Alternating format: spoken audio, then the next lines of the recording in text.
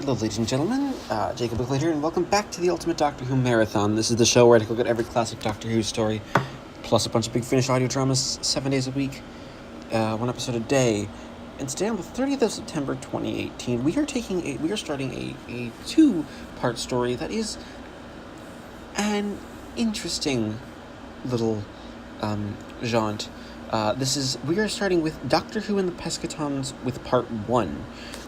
Doctor and the Pescatons is an audio release, originally released on vinyl record in the late 1970s, in between the airing of seasons 13 and 14, which is sort of where chronology places it. Starring Tom Baker and Elisabeth Sladen in their roles, basically sort of taking a format, it seems, of a companion chronicle, though the Doctor is doing most of the narration by Tom Baker. And, Tom Baker does a decent narration. I actually think he's improved a lot, with how he narrates and how he does performances on Big Finish nowadays. Oddly enough, this is one of those stories where I haven't actually listened to this one. It's an oddity because it's hey, we're doing this story with Tom and Liz, and it's basically going to be a almost like a missing adventure that you haven't seen. And I don't want to say this first episode was bad, but oddly enough, it does the story okay. It's the Doctor and Sarah Jane land on Earth. There's some expeditions have gone missing. Turns out there's these Pescatons, which are a race that are truly evil. Something is interesting.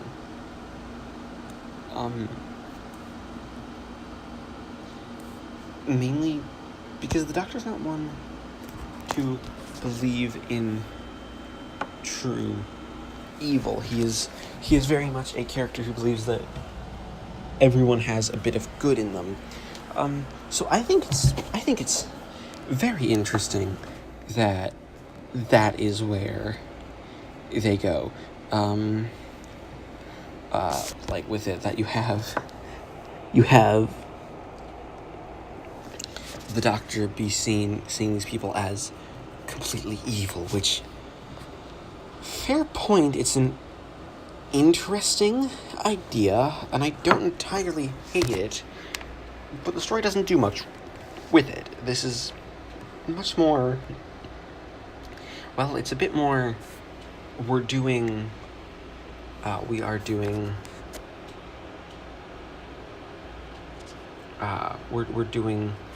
standard story. It's just, I don't hate it. This isn't a bad story at all.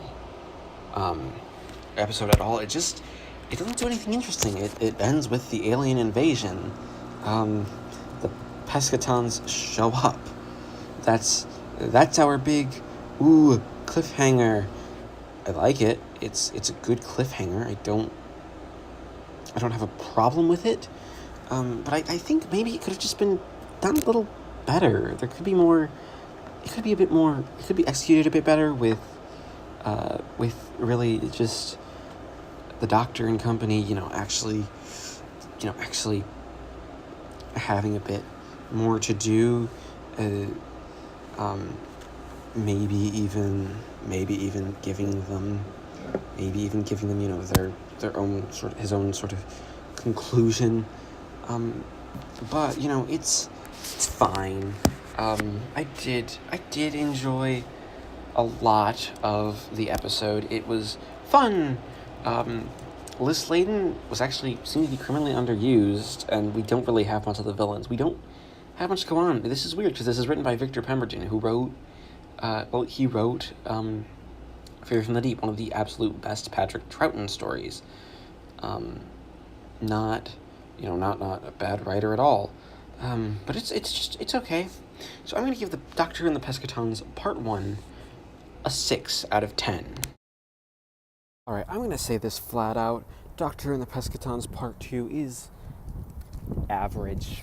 That's all I can really say. Oddly enough, a lot of part 2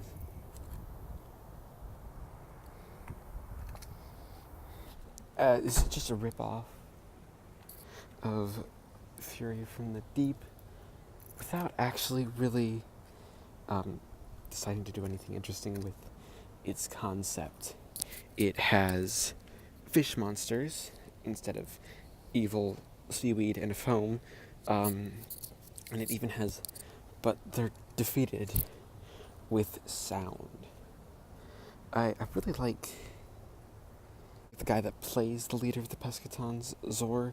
He gives a decent performance, but overall as an episode, it's just average. It even has, they're defeated by sound. The Fourth Doctor, for whatever reason, has a proficiency for playing the piccolo. The idea is that their planet is completely destroyed, and oddly enough, the Doctor does the undoctorly thing and not offers to give them a way to find another planet. He just sort of expects them to die. It's really undoctorly. It's really just unorthodox for the character and doesn't really amount to much. I mean, this isn't going to go very long because the episode's about 20 minutes long. A lot of it's just narration, and it's poorly written narration too. It's more, and then this happened, instead of trying to communicate where the characters are going with it. Like, seriously, it's one of those, it's an episode I can't actually get behind. Like, it's decent, Tom Baker's good, and it's nice to hear Liz Sladen, hearing them going around an evacuated, like, a London in terror. That's fun. But other than that, there really isn't that much to go on. It's just sort of there. Like, I really did want to try to find something that I could go on and give this episode much to talk about. But there really isn't. You'd be better off listening to the soundtrack for Fury from the Deep. You'll get better characters, more in depth, and a good story. I mean, I can understand why this record was popular, because it has Tom Baker in it, and, you know, is a piece of a Doctor Who story you can own, performed by Tom Baker, which is something that, you know, didn't happen until the early 80s because of, you know, VHS not being a thing yet.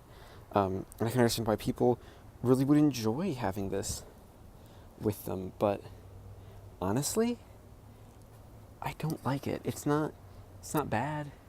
It's not poorly written, but it is just kind of there. We wrote a Doctor Who story. This was our Doctor Who story. Enjoy it. Even Tom Baker sounds a little bored by the material, and you know what? This is very average. I can understand if this was why he didn't do a big finish until long after it. You know, because of the weirdness of just the oddness of the Pescatons. And you know, it's one of those stories I don't know what else to say. It's just, let's build up to nothing. Like, we don't have some big conclusion. So I'm going to give Doctor and the Pescatons Part 2 just a 5 out of 10, because it's serviceable. I didn't dislike it, but you're not going to get much out of it. That being said, we average up the score to give Doctor and the Pescatons a final score of 5.5 out of 10. And with that, we actually wrap up on the Ultimate Doctor Who Marathon for Season 13. Thank you for joining me for the last 13 seasons. Please, of course, leave a like, comment, your thoughts on this story, because, honestly, I might be getting this completely wrong. This might be a fan love story, especially if you have the original record, or have a copy, or have heard it yourself. And, you know, subscribe if you haven't already. This is Jacob Lichter, and we will be back next time with the Season 14 premiere on television with The Mask of Mandragora.